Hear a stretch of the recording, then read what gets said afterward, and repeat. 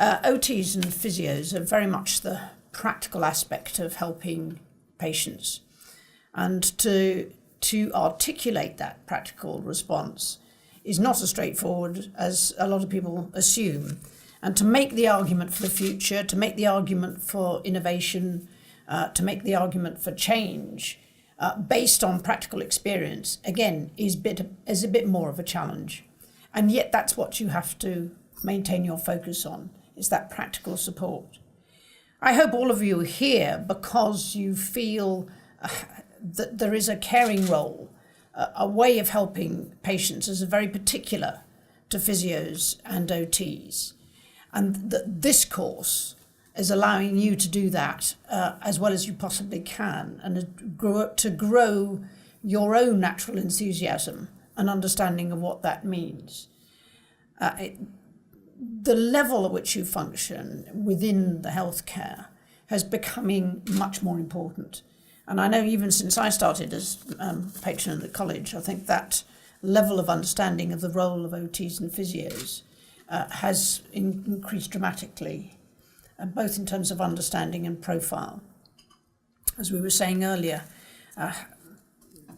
information technology has changed people's relationship with their own understanding of healthcare at all levels. If you suffer from a very unusual condition, as a patient, the chances are that with the access to the internet, you will end up by knowing more than any other specialist in the country. As it is, most doctors suffer from people turning up with a whole row information they pulled off the internet and slammed on the desk in front of them. They know what's wrong with them. They expect you to do something about it. In some ways, you are fortunate as OTs and physios.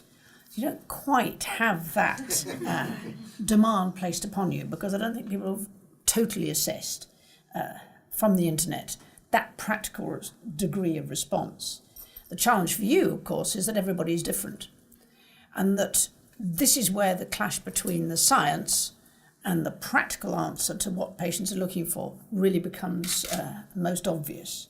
You've got to knit those two things together, and to be able to assess each individual, not only just what they're capable of, but the degree of motivation that's going to allow them to do what you really feel is appropriate for them. Now, that's quite a challenge. Now, here at Leeds Metropolitan, I think bringing this course together, developing this course as an MSc, the facilities that you have to back you up, certainly makes that a lot easier. The way in which you can enjoy placements as much as possible, enjoy is the right word, but help you to fulfill your particular ambition here, does make a real difference in terms of your abilities to understand what you're going to be doing next. And I hope you all feel that through creating this conference, that helps to sharpen your ideas too about what you're going to be doing next, and will help the next year's students to focus a little bit more, to understand a little bit more about what they need to do for the future. But your future starts here, really. You've had some experience, you've had some understanding from your course. You've already come here with an ambition and a commitment to help others. And I'm sure that this course, the people you've worked with, the way in which the course has been put together, will make a major difference in your abilities to do precisely that.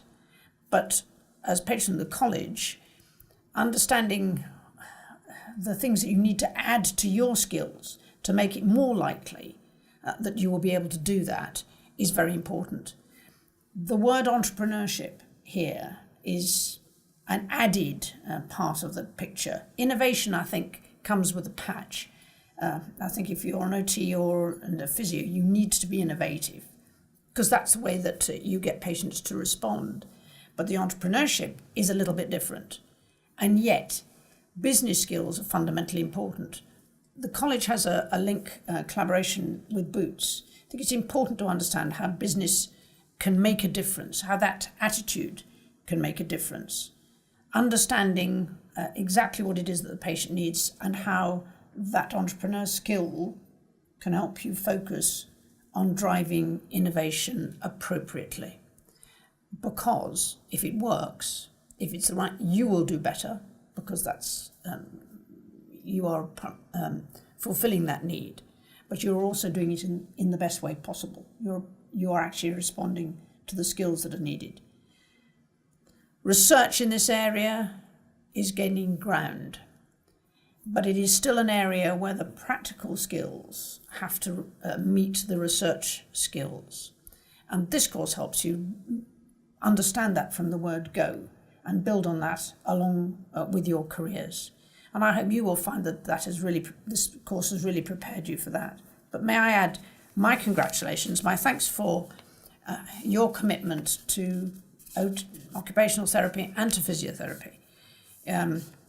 Although in my career I come across quite a lot of physios and several OTs now, fortunately not too much from the business end, but I do understand how they fit and what a difference they can make, not just from my travels with the college, but generally and with individuals that I know. There is no doubt that this is an area of healthcare which is going to continue to grow because you are the people who can relate most closely to the individuals who need you. You may not be surprised to hear that pregnancy looms slightly larger in my life, but that is a classic example. It's not, pregnant women are not ill, but OTs and physios can always help them because they need to be able to get back into doing the things that they want to do. And perhaps the biggest advantage you have is that you don't treat people as patients, you treat them as people who need to get to somewhere else, and you can help them do that. So good luck with that.